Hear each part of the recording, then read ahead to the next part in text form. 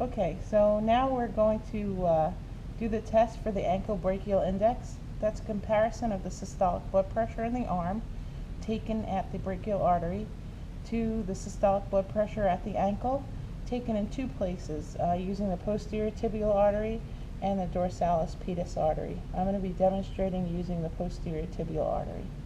Because these blood vessels in the lower extremities are smaller and they can be difficult to auscultate with your stethoscope, what you're going to use is a venous Doppler machine, and that allows you to amplify the sound of the pulse.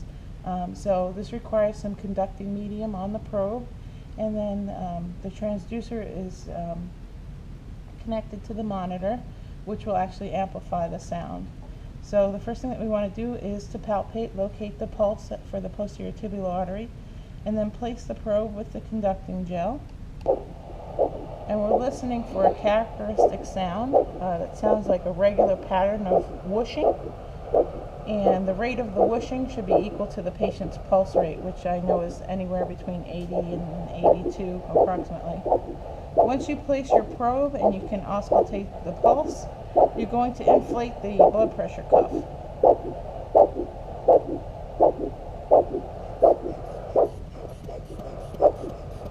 And you want to inflate the cuff until you're no longer able to auscultate the pulse.